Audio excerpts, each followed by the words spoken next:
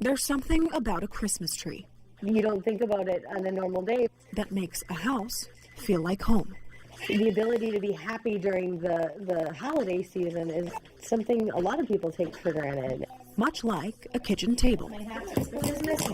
Reliable and sturdy, This one works? especially in a home with growing boys. I have flat on a flat surface. Erica and Wesley Carver have 4, all under the age of 11. Good job. You ready to help? 4 boys who maintain their innocence around the table, There. Made it extra sweet for an extra sweet mom, huh? but a time when they did not have one is not far behind them. So I jump in the car. What were your parents like? Scared. I can tell that for sure.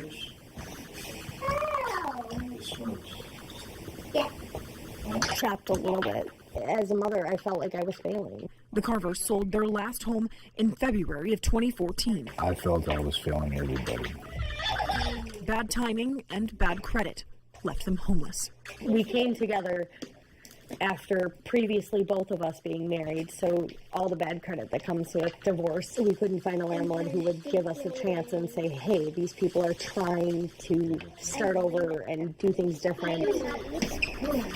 We define homelessness by somebody that doesn't have a stable living environment. I think we all have the idea that it's somebody living in a box. Well-educated, meaning people are really not aware of what's going on. Homelessness is an issue News Channel 7 found silently walking down every hallway in the Stevens Point, Wausau, and D.C. Everest school districts. 160 students that were deemed as homeless. We had 172 students. About 220. Was it fair to say that someone's son could be going to school and their best friend is homeless and they wouldn't even know? Yes.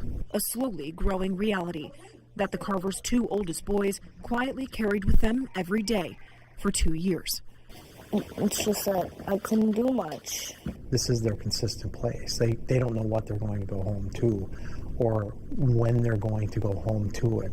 Consistency in the classroom. School homelessness liaisons say help combat the hardships at home. When a student brings baggage into the classroom, be it lack of food, lack of money, health needs, whatever, sometimes we don't think within that realm, but then we expect them to perform. We need to be persistent and keep attacking it. The vast majority of our kids that are considered homeless are actually doubled up, and they are living with another family. The Carvers hopped from couch to couch in Wausau for months. And then we moved down to Plover because of the jobs. We went to the shelter, the hotel. That was probably my lowest point.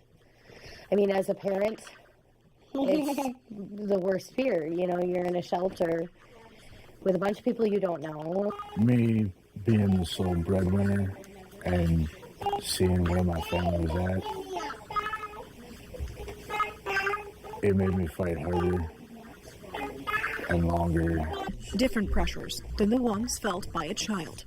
I have to make their lunch sometimes. I have to do my homework. Trapped. You can't. It's harder to do everything at once. In the winter of 2015, that apprehension became hope. Oh my gosh. I think we screamed and cried and She fell to her knees. News of an accepted housing application. It almost felt like Christmas. it really did. It felt like Christmas morning when you're like 6 years old. We were so excited. Christmas spirit this family finds in the unassuming moments. Being able to have the tree and to decorate it together, like we're gonna make our own garland. Give the big cookies. Like the reliability of a table. It was the mask that we put on every day just to get through it. And now that mask is off and we're like we used to be. Or a tree whose most precious gifts go unseen. To give to others what others need. Or, would make them happy.